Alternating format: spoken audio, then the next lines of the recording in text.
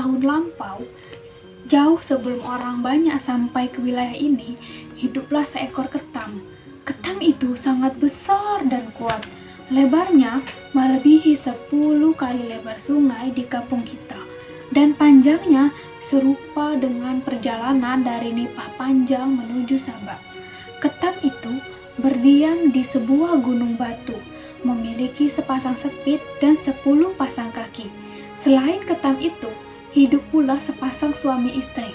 Menurut cerita, merekalah manusia pertama yang menginjakkan kaki dan mendatangi daratan Tanjung Jabung Timur. Ada yang mengatakan mereka berasal dari suku Melayu tua. Sang suami bernama Utuh Perigi dan sang istri bernama Diang Jayuni. Sehari-hari mereka memancing ikan di tepi laut dan membuat rumah kecil di tepi gunung batu itu. Kehidupan mereka sebenarnya cukup bahagia. Setiap hari mereka tidak pernah kelaparan. Buah-buahan dan sayuran setiap saat dapat mereka petik karena Tanjung Jabung Timur yang sangat subur. Tetapi satu hal yang selalu mengganggu pikiran mereka, terlebih sang suami, karena mereka belum juga dikaruniai seorang anak. Telah berganti tahun mereka bersama, hingga 10 tahun usia perkawinan, apa yang mereka impikan tak jua didapat. Pada suatu malam, sepasang suami istri itu mendengar suara yang sangat ramai dari luar rumah mereka. Suara itu sangat gaduh dan membuat mereka terbangun dari tidur lelap. "Jayuni, kau dengar suara itu?" Utuh Perigi menggerakkan tubuh istrinya. Terdengar lagi suara keras dan berderak. Rumah yang terbuat dari bambu itu bergetar akibatnya. "Mungkin ada manusia lain di sini, Bang, atau mungkin suara dewa." Si istri mencoba menerka-nerka siapa pemilik suara gaduh di luar itu. Ia lalu bangkit dari tidur mengikuti sikap Utuh Perigi yang telah lebih dahulu mengambil posisi duduk dan bersiaga. Dengan mengendap-endap, mereka berjalan menuju pintu. Terkejutlah Utuh Perigi saat mereka melihat sosok ketam raksasa sedang berjalan di lereng gunung tempat mereka mendirikan rumah. Tangannya serta-merta menarik pedang yang terselip di balik pintu. Utuh Perigi bukannya takut. Dengan keberanian yang luar biasa, ia keluar rumah dan berdiri di tengah lapang, lalu berteriak lantang. "Hei ketam raksasa, kalau kau berniat buruk dan ingin mengganggu kami, datanglah ke sini atau lebih baik enyahlah." Rupanya, Utuh Perigi memiliki kesaktian yang sangat tinggi. Ketam raksasa menghentikan gerakannya, lalu menatap pedang yang sudah dihunus oleh Utuh Perigi. Pedang itu mengeluarkan larik sinar merah.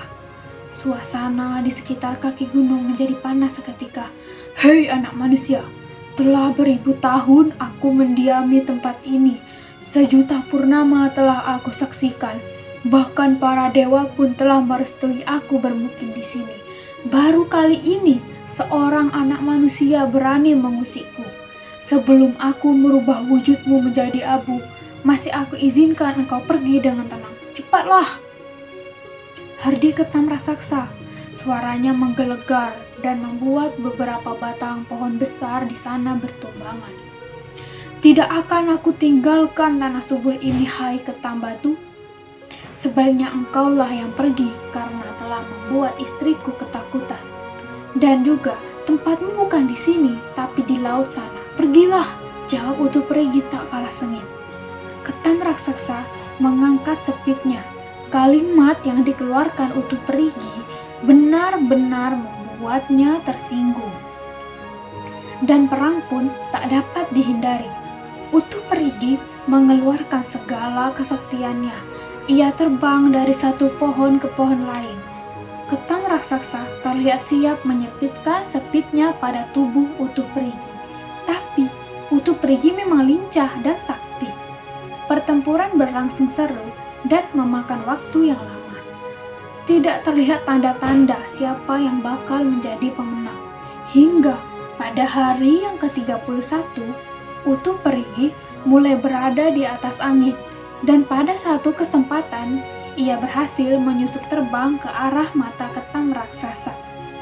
Tinggal Sedepan lagi, sebelum ujung pedang Utu Perigi menancap ke mata Ketam Batu raksasa. Tiba-tiba, Ketam Batu raksasa duduk bersimpu dan memohon ampun. Ampun beribu ampun, wahai anak manusia, saya mengaku kalah dan menyerahkan diri. Apapun yang Tuhan inginkan akan saya penuhi, asal jangan Tuhan tusuk mata saya. Utu Perigi cukup kesatria, melihat musuhnya sudah lemah dan tak berdaya, ia menghentikan serangannya. Baiklah, asal kau dapat memenuhi satu permintaan saya. Utu Perigi melemparkan syarat. Apapun yang Tuhan inginkan akan saya penuhi, katakanlah, sambut Ketam raksasa. Tunjukkanlah jalan agar kami dapat memiliki anak. Mendengar permintaan Utu Perigi, Ketam raksasa tersenyum, lalu menggerakkan sepitnya ke arah kepala sambil berkata, "Itu pekerjaan yang mudah, Tuan, terimalah ini," ucap Ketam raksasa sambil melepaskan sebuah mahkota. Utu Perigi cepat-cepat menyimpannya di balik kantung celana. "Bagaimana menggunakan mahkota bawang merah ini?" tanya Utu Perigi. "Mulai hari ini, letakkanlah mahkota ini di bawah bantal. Setelah 9 bulan, Tuan akan melihat sendiri khasiatnya. Tapi harap ingat satu hal." Ketam raksasa menghentikan ucapannya. Ditatapnya Utu Perigi lekat-lekat, seperti ada yang diragukannya saat melihat Utu Perigi. "Apa itu?" kejar Utu Perigi tak sabar. "Kembalikan mahkota itu kepada saya 1 hari setelah istri Tuan melahirkan. Lewat dari waktu itu akan berbahaya bagi Tuan dan tanah ini," jawab Ketam raksasa memberi penjelasan. "Baiklah, mahkota ini akan saya kembalikan pada waktunya." Setelah berkata, Utu Perigi dan istrinya segera meninggalkan Ketam raksasa dan puing-puing sisa pertempuran mereka. Rupanya, nafsu dan ambisi selalu mengikuti langkah manusia. Hanya karena nafsu, manusia sering celaka. Demikian juga dengan Utu Perigi.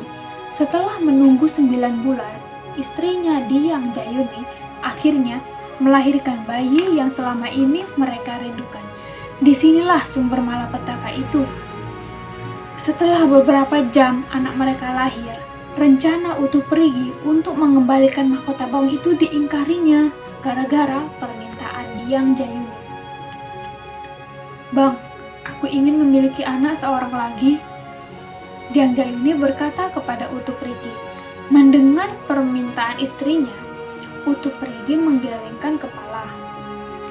"Tidak mungkin, Diang. Hari ini mahkota itu harus dikembalikan.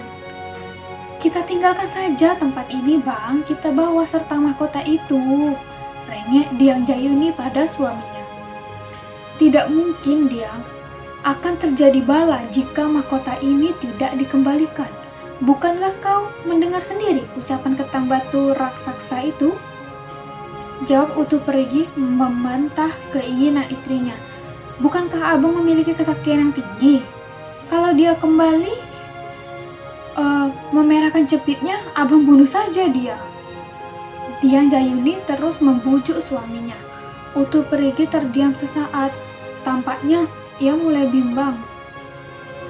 "Ataukah kita pergi saja, Bang? Kabarnya di seberang laut sana ada tempat yang lebih bagus dan banyak pula manusianya. Tak mungkin Ketam Batu itu bisa ke sana." Utu Perigi diam sebentar, memikirkan saran istrinya. Tak lama ia tersenyum dan menganggukkan kepala, tanda ia setuju dengan rencana istrinya. "Kalau begitu, bersegeralah kita pergi.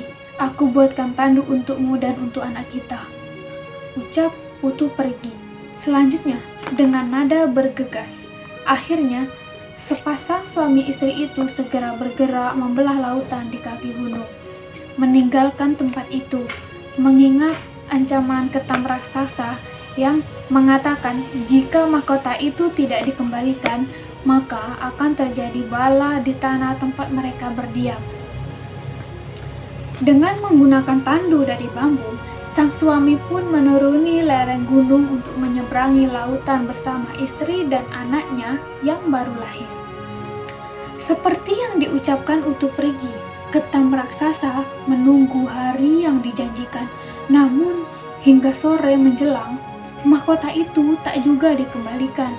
Sesudah matahari terbenam, sesuatu mulai melanda ketam raksasa. Tiba-tiba, tubuh ketam raksasa bergetar hebat. Ia tidak dapat mengontrol kekuatan yang ada di dalam tubuhnya, sebab mahkota bawang itu adalah sumber kekuatan dirinya dan gunung tempat ia tinggal. Semakin lama, gerakan ketam itu semakin liar. "Hei Utu Perigi, kembalikan mahkotaku!" Menggelegar suara ketam raksasa menyebut nama Utu Perigi yang telah membawa mahkotanya. Sementara bumi tempat ketam itu berada seperti dilanda gempa. Gerakan ketam raksasa itu mulai tidak terkendali. Sepitnya bergerak ke arah angkasa. Hujan mendadak turun dengan derasnya. Suara halilintar menggelegar seiring ketam raksasa. Ketam itu merasakan tubuhnya diserang hawa panas luar biasa, tetapi masih dicobanya menahan dengan kemampuan yang ada. Namun sayang, gerakannya bertambah gila dan merubuhkan pohon-pohon. Batu-batu gunung berterbangan tiada henti karena siksaan hawa panas yang luar biasa mendera. Ketam itu tiba-tiba mengangkat sepit kirinya ke angkasa, kemudian dihentakkannya kembali ke bumi. Akibat hentakan itu, bumi membentuk sebuah alur seperti sungai. Sesudah itu, kakinya yang lain pun terangkat tinggi, kemudian seperti semula dihentakkan kembali ke bumi dengan kuat yang membentuk alur sungai, sebagaimana akibat hentakan sepitnya. Akibat semua gerakan itu, terbentuklah 10 aluran sungai besar. Seiring dengan itu pula, tubuh ketam itu perlahan mengecil, matanya bersinar lemah, gunung tempat ia berdiri ikut pula mengecil. Ini terjadi hingga tubuh ketam itu tinggal sebesar tangan manusia, dan tinggi gunungnya tidak melebihi tinggi lutut manusia. 10 alur sungai itulah yang kini dihuni oleh penduduk Tanjung Jabung Timur, mulai dari Sungai Pangkal Duri, Sungai Bendahara, Sungai Kampung Laut atau Kuala Batanghari, Sungai Lambur, Sungai Simpurnai, Sungai Pemusiran, Sungai Nipah Panjang, Sungai Sadu, Sungai Lokan, Sungai Air Hitam, hingga Sungai Benuk. Seperti sumpah yang diucapkan ketam raksasa itu, sepasang suami istri itu juga mengalami kematian. Saat ketam menancapkan sepitnya ke bumi, tubuh suami istri itu juga ikut terkubur.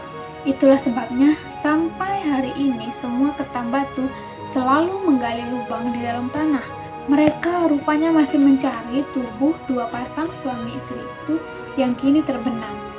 Ini dilakukan untuk mendapatkan kembali mahkota bawang yang belum dikembalikan itu. Nah, karena kebiasaan ketam itu hidup di gunung, ketam batu yang ada sekarang pun selalu membuat gunung sebagai rumah mereka.